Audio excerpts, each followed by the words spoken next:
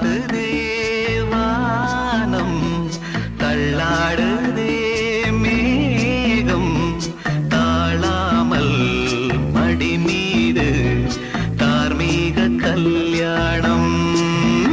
இது